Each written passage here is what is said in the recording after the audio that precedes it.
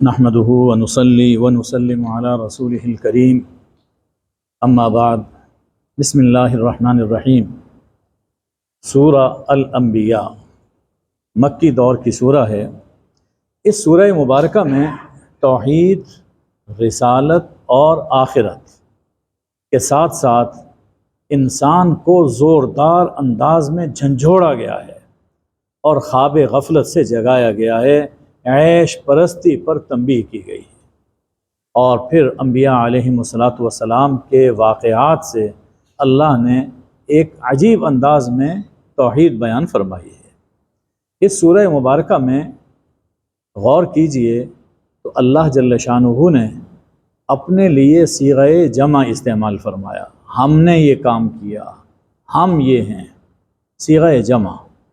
قرآن مجید میں جہاں اللہ جل شانہ اپنے لیے صیغہ واحد استعمال فرماتے ہیں تو وہاں توحید کا بیان مقصود ہوتا ہے، اور جہاں اللہ تعالی ہم صیغہ جمع استعمال فرماتے ہیں تو وہاں اللہ جل شانہ اپنی عظمت اور اپنا جلال بیان فرما رہے ہوتے ہیں۔ تو اس پورے صورت کا انداز ایک جلالی انداز ہے۔ ارشاد ہے، لوگوں کا وقت حساب قریب آ پہنچا اور وہ غفلت میں پڑے ہوئے ہیں، گریز کر رہے ہیں۔ ان کے پاس رب کی جانب سے جب بھی کوئی نئی نصیحت آتی ہے تو اسے وہ کھیلتے ہوئے سنتے ہیں، ان کے دل غافل ہوتے ہیں، اور یہ ظالم چپ کے آپس میں بات کرتے ہیں، هل هذا الا بشر مثلکم، یہ تمہاری طرح ہی کا ایک بشر ہے۔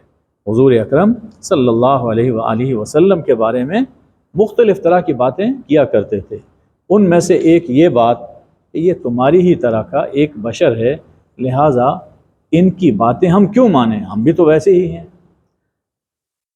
افتأتون السحر وانتم تبصرون، تم دیکھتے بھالتے کیا اس جادو کو مان جاؤ گے؟ تو آپ کو جادوگر کہا۔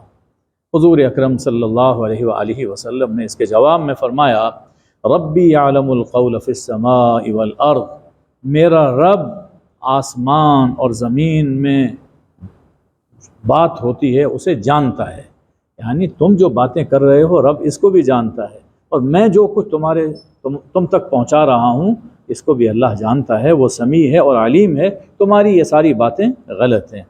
کبھی کہتے تھے کہ یہ پراگندہ خیالات ہیں اور پراگندہ خواب ہیں، کبھی کہتے تھے کہ انہوں نے جھوٹ گڑھ لیا، کبھی کہتے تھے کہ یہ شاعر ہیں، فَلْيَأْتِنَا بِآیَةٍ كَمَا أُرْسِلَ الْأَوَّلُونَ، جیسے پہلے رسولوں کو نشانیاں دی گئیں اسی طرح کی کوئی نشانی لے کر آئیں۔ یعنی مقصد وہ کہتے ہیں نا کہ خوئے بدرہ بہانہ بسیار، ماننے کو دل نہ چاہے تو پھر مختلف بہانے اختیار کیے جاتے ہیں۔ تو حضور اکرم صلی اللہ علیہ وآلہ وسلم کو اس انداز میں یہ لوگ ستایا کرتے تھے۔ یہ جو کہا کہ یہ تمہاری ہی طرح ایک انسان ہیں، تو اللہ نے اس کے جواب میں فرمایا کہ وما ارسلنا، ہم نے، دیکھیے ہم یہاں سے شروع ہو گیا، ہم نے آپ سے پہلے جتنے بھی رسول بھیجے وہ سب مرد تھے، ان کی طرف ہم وحی کرتے تھے۔ تو محمد صلی اللہ علیہ وآلہ وسلم کی ایک انسان ہیں جو تم تک ہمارا پیغام پہنچا رہے ہیں۔ فَاسْأَلُوا أَهْلَ الذِّكْرِ إِن كُنتُمْ لَا تَعْلَمُونَ، اہل ذکر سے پوچھو، اہل علم سے پوچھو اگر تم نہیں جانتے۔ یعنی اہل علم یہود اور نصارہ کو کہا گیا، تمہارے پاس تو وحی کا علم نہیں ہے، ان کے پاس تورات بھی ہے اور انجیل بھی ہے، ان سے جا کے پوچھو کہ پہلے جو رسول آئے تھے وہ کیسے تھے، کیا وہ فرشتے تھے یا کوئی انوکھی خلقت تھی؟ ایسا نہیں ہے، وہ انسان ہی تھے سبھی۔ اللہ نے انہیں جو شرف عطا فرمایا کہ ان پر اپنی وحی کا نور نازل فرمایا، اس لیے اللہ نے ان کو بلند مرتبہ عطا کیا ہے۔ تو ان اہل علم سے پوچھ لو۔ اس سے یہ بات معلوم ہوئی کہ جو بات معلوم نہ ہو اہل علم سے پوچھنی چاہیے، جو بات معلوم نہ ہو اہل علم سے پوچھنی چاہیے، خود جانتے نہیں، جاننے والوں کی مانتے نہیں تو راہ کیسے ملے؟ پھر فرمایا کہ یہ کتاب جو ہم نے تمہاری طرف نازل کی ہے اس میں تمہارا ذکر ہے، تمہارا تذکرہ ہے اس میں، تو یہ عرب کے لیے بھی بہت بڑا اعزاز تھا، اور اسی طرح ہمارا بھی اس میں ذکر موجود ہے۔ جب کتاب اللہ انسان پڑھے تو دیکھ لے کہ اس کی کون سی صفت مجھ پر وارد ہو رہی ہے، میں اس کی کس صفت کا مصداق ہوں، میں اچھا ہوں، یہ اچھائی کی صفات میرے اندر پائی جاتی ہیں، یا اللہ نے جن لوگوں کو تنبیہ کی اور عذاب سے ڈرایا، گناہوں کا ذکر کیا، تو میرے اندر کیا وہ چیزیں پائی جاتی ہیں؟ فرمایا کہ اس میں تمہارا ذکر ہے، اسے پڑھو اور اس سے عبرت حاصل کرو۔ افلا تعقلون، کیا تم سوچتے نہیں، عقل نہیں رکھتے ہو؟ اب اللہ تعالیٰ نے گزشتہ قوموں کے انجام کا ذکر فرمایا، ہم نے کتنی ہی بستیاں پیس ڈالی، وہ گناہگار تھیں، ظالم تھیں، اور اس کے بعد دوسری قوم اٹھا کھڑی کی۔ جب عذاب آیا، انہوں نے ہمارے عذاب کو محسوس کیا تو وہاں سے ایڑ لگانے لگے، بھاگنے لگے۔ حکم ہوا، تکوینی حکم ہوا، لا ترکضو، ایڑ نہ لگاؤ، اور جہاں تم نے عیش کیے ہیں، وہ جو تمہاری کوٹھیاں ہیں، بنگلے ہیں، ان میں لوٹ جاؤ۔ آج تو سوال کا وقت آیا، اب تم سے پوچھا جائے گا۔ کہنے لگے یا ویلنا انا کنا ظالمین، ہائے ہماری کمبختی، یقیناً ہم ہی ظالم تھے۔ پہلے ایڑ لگانے لگے، پھر ایڑیاں رگڑنے لگے۔ فرمایا کہ یہی ان کا حال رہا، چیخ و پکار رہی، یہاں تک کہ ہم نے ان کو کٹا ہوا ڈھیر بنا دیا، کاٹ کر ایک ڈھیر رکھ دیا، اور جو بجھ گئے تھے، جیسے راکھ ہوتی ہے، بالکل جل گئے اور ختم ہو گئے۔ ارشاد فرمایا کہ یہ آسمان اور زمین اور جو کچھ اس کے درمیان ہے، ہم نے یہ کوئی کھیل تماشے کے لیے نہیں بنایا۔ بڑی سخت تنبیہ کی جا رہی ہے کہ تم سمجھتے ہو کہ بس زمین بن گئی، آسمان بن گیا، اتنا بڑا اللہ ایک نظام بنا ہوا ہے، بس ہوگا اور ختم ہو جائے گا، یہ چلتا ہی رہے گا ہمیشہ ہمیشہ، اور انسان کو ہم نے بھیجا، بے مقصد پیدا کیا ہے، ایسا نہیں۔ تم جب کوئی چھوٹی سی چیز بھی بناتے ہو تو ایک خاص مقصد ہوتا ہے۔ ہم نے اتنی بڑی کائنات بنائی اور انسان جیسی مخلوق پیدا کی، تو کیا یہ بغیر کسی مقصد کے پیدا کر دی؟ ایسا نہیں ہے، ہمارا ایک خاص مقصد ہے۔ یہ دنیا کھیل تماشا نہیں ہے، بلکہ حق اور باطل کا میدان کارزار ہے۔ اس میں حق اور باطل کا آپس میں ٹکراؤ ہوتا رہتا ہے، اور ہم حق کے ذریعے باطل کی سرکوبی کرتے رہتے ہیں۔ پھر اللہ نے اپنی شان بیان فرمائی، آسمانوں میں اور زمین میں جو کوئی ہے، مالک ان کا اللہ ہے، سب مملوک ہیں، سب مملوک ہیں، مالک صرف اللہ ہے۔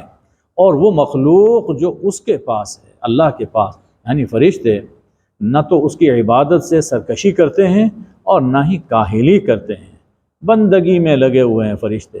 لوگ کہتے تھے کہ یہ فرشتے اللہ کی بیٹیاں ہیں، اللہ نے فرمایا کہ بیٹیاں نہیں، یہ مملوک ہیں، مملوک ہیں، اس کے بندے ہیں۔ صبح رات اور دن اس کی تسبیح کرتے ہیں اور اس میں تھکتے نہیں ہیں۔ اچھا، ان لوگوں نے یہ کہا، ان لوگوں نے زمین میں کئی الہ بنا لیے۔ فرمایا یہ عقلی دلیل توحید پر دی جا رہی ہے۔ لو کان فیہما آلہۃ الا اللہ لفسدتا، اگر زمین میں، آسمان و زمین میں اللہ کے سوا بھی خدا ہوتے تو یہ آسمان، زمین اور یہ پوری کائنات کبھی کی تباہ ہو چکی ہوتی، کبھی کی تباہ ہو چکی ہوتی۔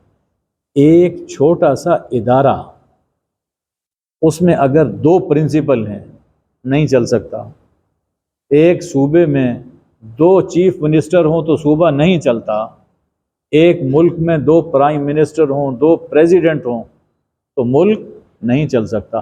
اتنی بڑی کائنات اور یہ اس کا ایکوریٹ سسٹم یہ چل رہا ہے، یہ بذات خود اس بات کی شہادت ہے کہ چلانے والا صرف ایک ہے، اور وہ اللہ ہے۔ اگر کوئی اور ہوتا، کبھی کا یہ نظام تباہ ہو چکا ہوتا۔ سبحان اللہ، وہ عرش کا رب ہے اور پاک ہے جو کچھ اس کے بارے میں یہ لوگ بیان کرتے ہیں۔ وہ تو ایسا ہے کہ اس سے کوئی پوچھ نہیں سکتا کہ آپ نے یہ کیوں کیا، کوئی اس سے نہیں پوچھ سکتا، ہاں وہ سب سے پوچھ سکتا ہے۔ فرمایا کہ آپ سے پہلے ہم نے جو بھی رسول بھیجا ان کی طرف ہم نے یہی وحی کی تھی، لا الہ الا انا، میرے سوا کوئی معبود نہیں ہے، فاعبدون، سو میری ہی عبادت کرو۔ لوگوں نے کہا کہ رحمان کی اولاد ہے، سبحان اللہ، وہ پاک ہے اس سے، یہ فرشتے تو اس کے بندے ہیں جنہیں اللہ نے عزت دی ہے، یہ اس کے سامنے بات نہیں کر سکتے۔ فرشتے جن کو تم بہت بڑا سمجھتے ہو اور واقعی بڑے ہیں، بڑے طاقتور ہیں، سب کچھ ہیں، لیکن یہ سب کچھ ان کے پاس اللہ کا دیا ہوا ہے، اس کے سامنے وہ لب کشائی نہیں کر سکتے، جو حکم دیتا ہے اس پہ عمل کرتے ہیں، اور اللہ جانتا ہے جو کچھ لوگوں کے سامنے ہے، جو کچھ پیچھے، ماضی کو بھی جانتا ہے، مستقبل کو بھی جانتا ہے۔ انسان اپنے سامنے کو جان سکتا ہے، پیچھے کیا ہے نہیں جانتا، اللہ کے لیے سامنے اور پیچھے سب برابر ہے۔ فرمایا کہ یہ فرشتے شفاعت نہیں کریں گے، سفارش نہیں کریں گے، الا لمن ارتضی، مگر اس کی جس کے لیے اللہ پسند فرمائے گا۔ ایک تو شفاعت کی جسے اجازت ملے گی وہ شفاعت کرے گا، انبیاء ہیں، اولیاء ہیں اور اہل دین ہیں، اور جس کے لیے اجازت ملے گی اس کے لیے سفارش ہوگی۔ چنانچہ جتنے بھی اہل قرب ہیں، اہل اللہ ہیں، وہ مومن موحد کی سفارش کریں گے، مشرک کی سفارش کوئی نہیں کرے گا۔ اس لیے ایمان یہ ضروری چیز ہے۔ یہ شفاعت، سفارش در حقیقت دعا ہے، شفاعت کی حقیقت دعا ہے، جبر نہیں ہے۔ یہاں لوگ کنفیوز ہو جاتے ہیں، سمجھتے ہیں وہ چھڑا لے گا، وہ چھڑا لے گا، فلاں ایسا کر دے، ایسا کوئی نہیں کر سکتا۔ کون ہے جو اللہ سے زبردستی کسی کو چھڑا سکے؟ اللہ کوئی معمولی ہستی ہے، وہاں تو سب کانپ رہے ہوں گے۔ آج ہی جو آیات پڑھی گئی ہیں ان میں سورہ مائدہ کے بالکل آخری سیکنڈ لاسٹ رکوع کو آپ پڑھیے، قیامت کا منظر کہ رسول جب بارگاہ میں کھڑے ہوں گے تو کپ کپا رہے ہوں گے، اللہ پوچھے گا لیکن جواب نہیں دے پائیں گے۔ پھر حضرت مسیح سے پوچھے گا کہ تمہیں اور تمہاری اماں جان کو جو لوگوں نے الہ بنایا تھا کیا تم نے کہا؟ یا اللہ میں کون ہوں کہنے والا، تو جانتا ہے میں ان کو کیا کہہ کے گیا تھا، یہ میرے بعد کیا کرتے رہے، میں اس کا ذمہ دار۔ تو وہاں تو اللہ کے رسول بھی کانپ رہے ہوں گے، اس وقت منظر یہ ہوگا، عام دوسرے لوگوں کا تو کیا کہنا۔ تو یہ دعا، یہ سفارش دعا ہے، جبر نہیں ہے، کوئی زبردستی اللہ سے چھڑا نہیں سکتا۔ یہ دعا دنیا میں بھی ہوتی ہے، ہم اللہ سے دعا کرتے ہیں اے اللہ فلاں کی مغفرت فرما دے، ہم ہر نماز میں دعا کرتے ہیں ربنا اغفر لی ولوالدی وللمؤمنین، ہر نماز میں دعا کرتے ہیں مومنین کے لیے مغفرت کی دعا، سفارش کر رہے ہیں۔ تو جیسے دعا دنیا میں ہوتی ہے، اسی طرح دعا آخرت میں بھی ہوگی، اس میں کوئی جبر نہیں ہے۔ اس کے بعد اللہ تعالیٰ اپنی قدرتوں سے توحید کو ثابت فرما رہا ہے۔ کیا ان کافروں نے نہیں دیکھا کہ آسمان اور زمین منہ بند تھے، آپس میں جڑے ہوئے تھے، ففتقناہما، پھر ہم نے یکدم انہیں کھول دیا۔ یہ جس کا تجربہ، جس کو بگ بینگ کہا جاتا ہے، اور اس کا تجربہ کیا گیا، تو بس یہ صورت ایک پیش آئی۔ اور وجعلنا من الماء کل شیء حی، اور ہم نے ہر زندہ چیز کو پانی سے بنایا۔ یہ دو وہ حقیقتیں ہیں جن تک سائنس آج پہنچی، اور قرآن پاک نے بہت پہلے یہ حقیقتیں واضح فرما دیں۔ اب یہ ہماری نالائقی ہے، یہ ہماری نالائقی ہے کہ ہم نے قرآن میں تدبر کرنا چھوڑ دیا۔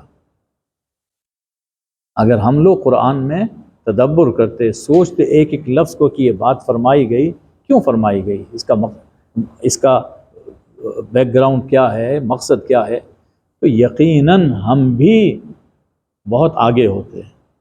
ہم لوگ عیاشی میں پڑ گئے۔ تو جو لوگ مانتے نہیں ہیں وہ اپنے تجربے اور اپنے عقل سے ان حقیقتوں تک پہنچ گئے قرآن نے جو بہت پہلے بیان فرما دی تھی۔ تو دو یہ سائنسی حقیقتیں ہیں۔ فرمایا کہ زمین میں ہم نے جمے ہوئے پہاڑ رکھ دیے، ایک لنگر بنا دیا۔ آپ جانتے ہیں کہ زمین کے نیچے پانی ہے، تو زمین اس کے اوپر گویا کہ ایک جہاز کی طرح ہے، اور یہ پہاڑ لنگر ہیں جو زمین کو ڈولنے نہیں دیتے۔ اگر یہ توازن نہ ہوتا تو زمین پر کوئی آدمی رہ نہ سکتا۔ اور اس میں ہم نے کھلے راستے رکھ دیے، آسمان کو تمہارے لیے محفوظ چھت بنایا، اور وہی ہے کہ جس نے رات اور دن، سورج اور چاند کو پیدا کیا۔ فرمایا کہ آپ سے پہلے کوئی انسان ہمیشہ نہیں رہا، آپ بھی نہیں رہیں گے، تو کیا آپ جب اس دنیا سے چلے جائیں گے، یہ خوش ہو رہے ہیں کہ چند دنوں کی بات ہے، اس دنیا سے چلے جائیں گے تو ان کا دین ختم ہو جائے گا۔ اچھا، آپ چلے جائیں گے تو کیا یہ ہمیشہ رہیں گے؟ یہ بھی تو آخر مر جائیں گے، اور باقی رہنے والا اللہ کا دین ہے۔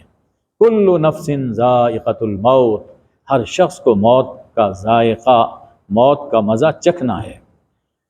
فرمایا کہ انسان کو عجلت سے، جلدی سے پیدا کیا گیا، یعنی انسان کی طبیعت میں ایک جلد بازی ہے، چاہتا ہے فوراً یہ میرا کام ہو جائے، اور یہ اس کے لیے اچھا نہیں ہے۔ حضور اکرم صلی اللہ علیہ وآلہ وسلم نے فرمایا کہ یہ جو انسان کے اندر ایک اکساہٹ ہے، ایک جلد بازی ہوتی، یہ شیطان کی طرف سے اس کے لیے اکساہٹ پیدا کی جاتی ہے۔ العجلۃ من الشیطان۔ اور پھر انسان جلد بازی میں جب کوئی کام کر لیتا ہے پھر پچھتاتا ہے۔ اس لیے کوئی بھی کام ہو، رک کر اس پہ غور کر لینا چاہیے۔ اور حضور اکرم صلی اللہ علیہ وآلہ وسلم نے تو بڑے کاموں کے لیے استخارہ تعلیم فرمایا۔ اللہ سے خیر مانگو، دعا کرو کہ یہ کام میرے لیے بہتر ہے تو میرے لیے مقدر فرما دے، آسان فرما دے، نہیں ہے تو میرا دل اس سے پھیر دے۔ یہ استخارہ تعلیم فرمایا۔ تو اس لیے جلد بازی میں کوئی کام نہیں کرنا چاہیے۔ قیامت کے دن آگ لوگوں کے چہروں پر آئے گی اور اسے روک نہیں سکیں گے، پشتوں کی جانب سے آئے گی لیکن کوئی مدد نہیں ملے گی۔ آپ سے پہلے رسولوں سے بھی استہزاء اور مذاق کیا گیا، اور پھر جو مذاق کرنے والے تھے ان پر وہ عذاب آ گیا جس کا وہ مذاق اڑاتے تھے۔ سمجھایا گیا کہ رسول اکرم صلی اللہ علیہ وسلم کے ساتھ یہ مذاق نہ کرو، یہ حقیقت ہے، اگر تم مذاق کرو گے تو تم پر بھی ویسا ہی عذاب آ سکتا ہے جیسا عذاب پہلی امتوں پر آیا۔ اور یہ حضور صلی اللہ علیہ وسلم کے دور تک محدود نہیں ہے۔ اب بھی اگر کوئی قرآن کا مذاق اڑاتا ہے، رسول اللہ صلی اللہ علیہ وسلم کا مذاق اڑاتا ہے، تو کسی نہ کسی انداز میں اللہ کی پکڑ اس کو گھیر لیتی ہے، اللہ کا عذاب اب بھی آتا ہے۔ فرمایا کہ یہ کون ہے جو رات اور دن میں تمہیں رحمان کے عذاب اور غضب سے بچاتا ہے؟ وہی ہے جو تمہاری حفاظت فرماتا ہے۔ یہ جن کو اپنا خدا سمجھے ہوئے ہیں، کیا یہ تمہیں ہمارے عذاب سے روک سکتے ہیں؟ نہیں روک سکتے۔ یہ تو خود اپنی مدد نہیں کر سکتے، اپنی مدد نہیں کر سکتے، اور نہ ہی ان کو ہماری رفاقت نصیب ہو سکتی ہے۔ ایسا نہیں ہے کہ اگر ان کو کوئی تکلیف پہنچے تو ہم ان کی مدد کریں، ہم ان کے ساتھ کھڑے ہو جائیں، کوئی چیز ان کا ساتھ نہیں دے گی۔ اصل وجہ کیا ہے؟ اور یہ وجہ جو بیان کی جا رہی ہے، یہ نہ صرف اس دور کے لوگوں کے لیے بلکہ آج کے دور کے لوگوں کے لیے بھی یہی وجہ ہے گمراہی کی۔ اصل بات یہ ہے کہ ہم نے ان لوگوں کو جو قرآن کے نازل ہونے کے وقت موجود تھے، نزول کے وقت موجود تھے، تو فرمایا کہ ہم نے ان لوگوں کو اور ان کے باپ دادا کو نوازا، ان کو خوب دیا، اسباب دنیا انہیں فراہم کیے، حتی طال علیہم العمر، ایک دراز مدت گزر گئی، مدت دراز گزر گئی، عیش و آرام میں ہیں، انہیں کوئی فکر نہیں ہے، کوئی احساس نہیں ہے۔ فرمایا کہ اب آنکھیں کھولو، آنکھیں کھولو، کیا وہ نہیں دیکھ رہے کہ ہم زمین کو اطراف سے کم کرتے چلے آ رہے ہیں؟ یعنی جو تمہارا دائرہ شرک تھا وہ گھٹتا جا رہا ہے اور اسلام کا نور پھیلتا جا رہا ہے۔ تو وہ وقت آئے گا کہ جب اسلام غالب ہوگا اور یہ مغلوب ہو جائیں گے۔ فرمایا کہ وَنَضَعُ الْمَوَازِينَ الْقِسْطَ لِيَوْمِ الْقِيَامَةِ، قیامت کے دن ہم انصاف کے ترازو رکھیں گے جس میں لوگوں کے اعمال تولے جائیں گے، اور کسی شخص پر کچھ ظلم نہیں ہوگا اگر رائی دانے کے برابر، رائی کے دانے کے برابر بھی کوئی عمل ہے، اچھا عمل ہے یا برا ہے، اتینا بہا، ہم اس میزان میں اسے لا موجود کریں گے، اسے لا رکھیں گے۔ وَكَفَى بِنَا حَاسِبِينَ، اور ہم خوب حساب لینے والے ہیں اور کافی حساب لینے والے ہیں، یعنی ہم سے کوئی چیز چھوٹ نہیں سکتی ہے۔ اب یہاں سے اللہ تعالیٰ انبیاء علیہ السلام کا ذکر کر رہا ہے۔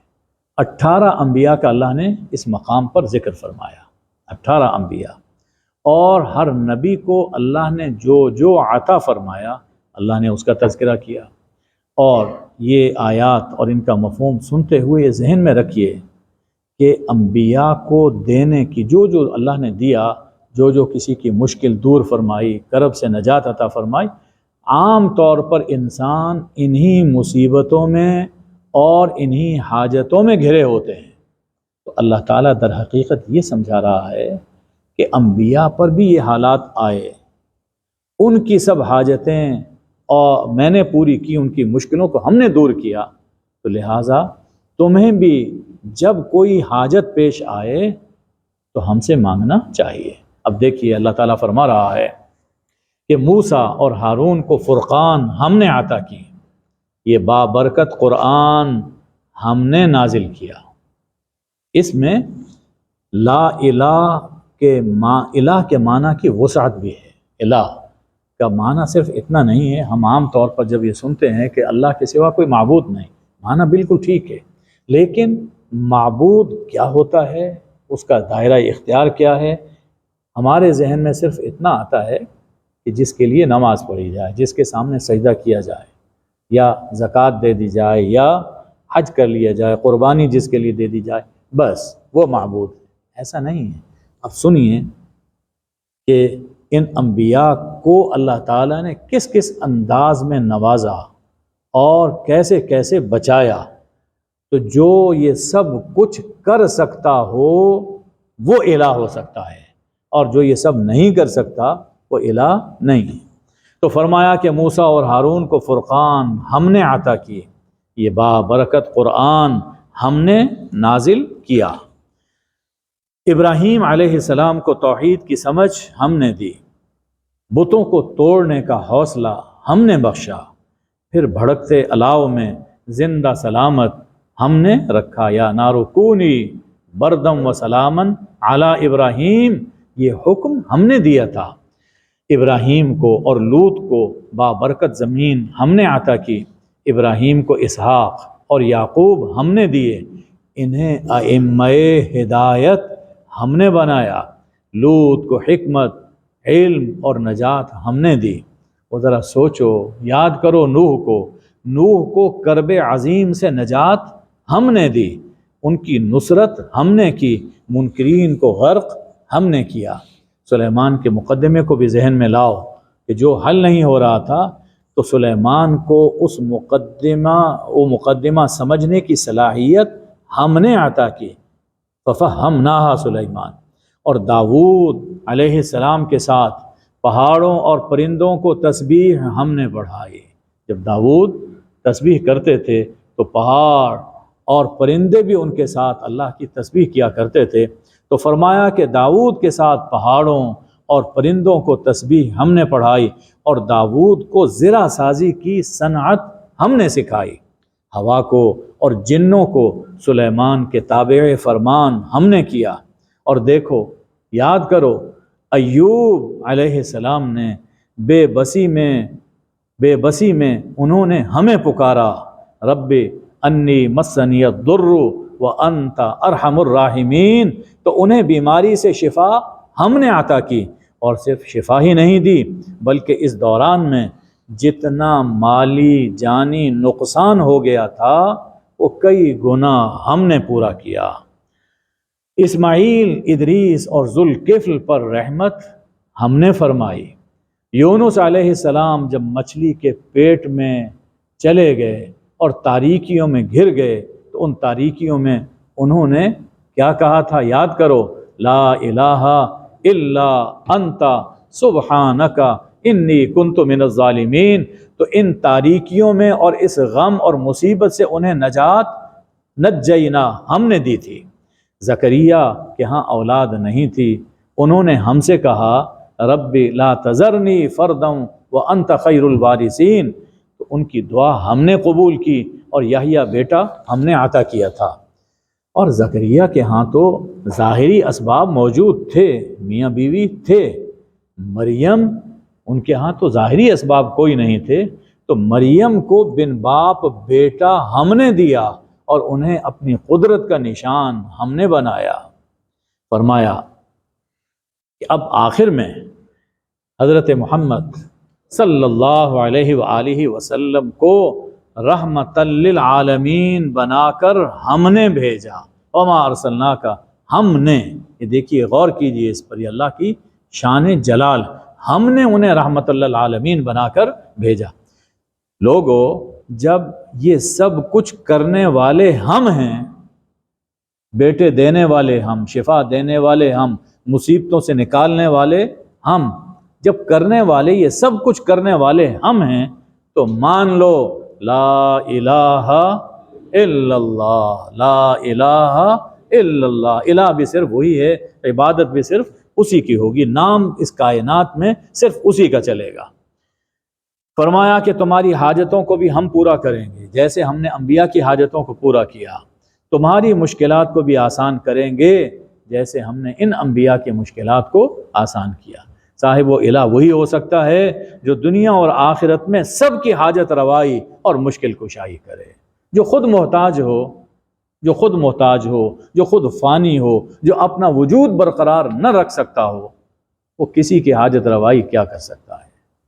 تو الہ وہ ہو سکتا ہے جو سب کی حاجت روائی اور مشکل کشائی کر سکتا ہو، جو عالم الغیب ہو، جو ہر بات سنتا ہو، چھپی سے چھپی بات، پوشیدہ سے پوشیدہ بات بھی سنتا ہو۔